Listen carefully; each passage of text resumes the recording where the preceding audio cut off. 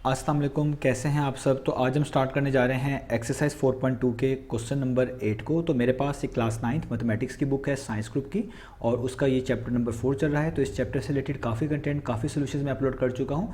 मैंने इस चैप्टर के नेम से एक सेपरेट प्लेलिस्ट बनाई हुई है, उसका लिंक भी नीचे डिस्क्रिप्शन में गिवन है। आप अगर इस चैप्टर से रिलेटेड बाकी सोल्यूशन में इंटरेस्टेड हो तो वो लिंक नीचे डिस्क्रिप्शन में से देख सकते हैं। इसके अलावा भी मैंने क्लास 9 से रिलेटेड काफ़ी कंटेंट कवर किया हुआ है, वो आपको मेरे यूट्यूब चैनल के प्लेलिस्ट सेक्शन में मिल जाएगा। और अगर आपके कोई क्वेश्चन हैं या सजेशन हैं जो कि आप मुझ तक पहुंचाना चाहते हैं, तो उसके लिए फेसबुक पेज बनाया हुआ है, उसका लिंक भी डिस्क्रिप्शन में गिवन है।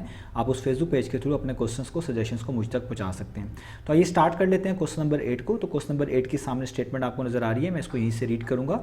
यहाँ पे लिखा हुआ है if x minus y is equal to 4 and x y is equal to 21। आपको x माइनस वाई की वैल्यू बता दी गई है जो कि 4 है, और एक्स वाई की वैल्यू बताई गई है जो कि 21 है। Then find the value of x cube minus y cube. तो आपसे कहा जा रहा है कि x cube minus y cube की वैल्यू फाइंड आउट करके दिखाएं।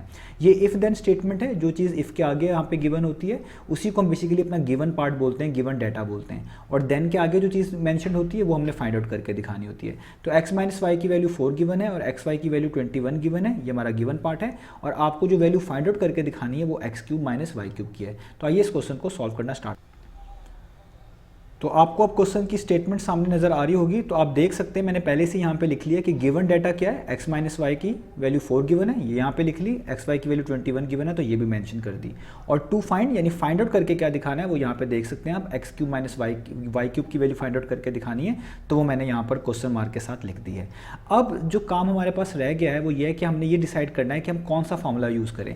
याद रखें आप, इसमें दो तरह के क्वेश्चन है इस एक्सरसाइज में। एक वो क्वेश्चन है जिसमें एक्स और वाई जो भी वेरिएबल्स यहाँ पे आ रहे होते हैं उनके साथ कुछ कॉफिशिएंट्स होते हैं 1 के अलावा, लाइक 3, 4, 5, 6 लिखे होते हैं, जो क्वेश्चन नंबर 7 में भी आपने देखा है।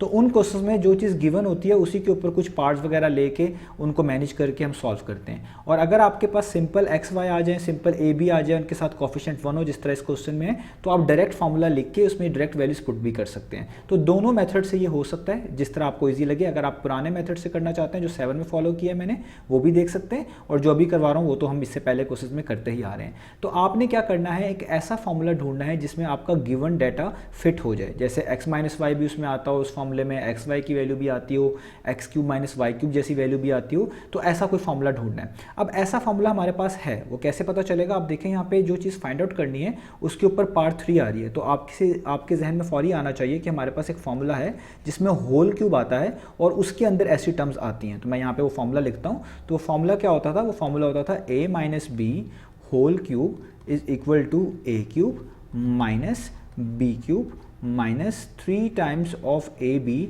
Into a minus b. तो आप नोटिस करें, अगर मैं इसको a माइनस बी को एक्स वाई के अंदर लिख दूं, आप डायरेक्ट भी लिख सकते थे, मैंने आपकी आसानी के लिए ये पहला स्टेप मेंशन किया है। आप देखें आपके पास पहली टर्म x है, दूसरी y है, तो आप a की जगह पे x कर दें इसमें, और b की जगह पे y कर दें। देखिए मैंने कर दिया। इधर भी a की जगह पे x कर दें, b की जगह पर y कर दें।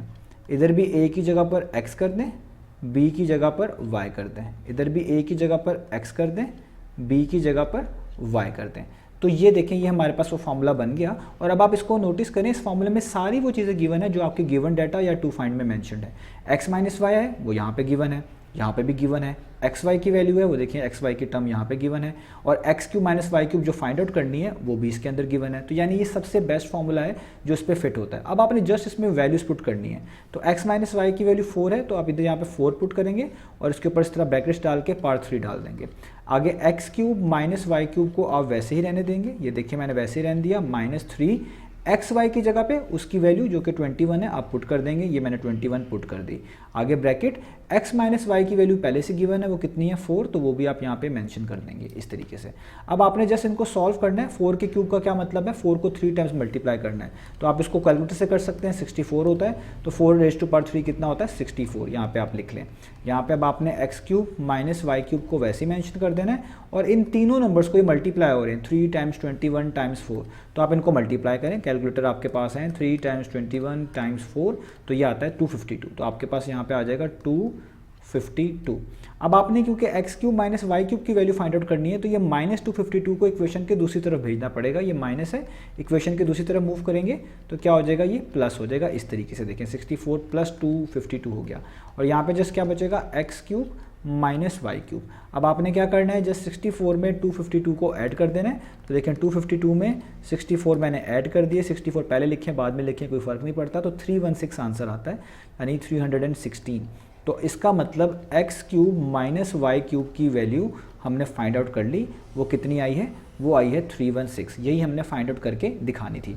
अब याद रखें इसी चीज़ को दूसरे मेथड से भी किया जा सकता था कि जो आपके पास गिवन डाटा है इसके दोनों साइड्स पे आप क्यूब अप्लाई कर देते, उसको ओपन करते, फिर से ये वाला ही फॉर्मूला यूज़ करना पड़ता और बाकी सारे स्टेप्स ऐसे होते। ये भी बिल्कुल ठीक था, लेकिन वो ज़्यादातर हम तब फॉलो करते हैं जब आपके पास जो चीज़ गिवन हो उसमें कॉफिशेंट्स आ रहे हो 1 के अलावा। जिस तरह एक्स और वाई के साथ देखें यहाँ पे 1 कॉफिशेंट लिखा हुआ है, इसके साथ कुछ मेंशन नहीं है, तो इसके अंदर ये वाला काम काफ़ी होता है। लेकिन अगर 3, 4 या 5 कुछ और कॉफिशेंट्स एक्स या वाई के आते तो तब हम वो वाली टेक्निक यूज़ करते हैं जो मैंने मेंशन करी इससे पहले। तो यहाँ तक हमारा एक क्वेश्चन था। तो क्वेश्चन नंबर 8 हमारा हो चुका है, इसका आंसर 316 है। इंशाल्लाह नेक्स्ट वीडियो से मिलेंगे बाकी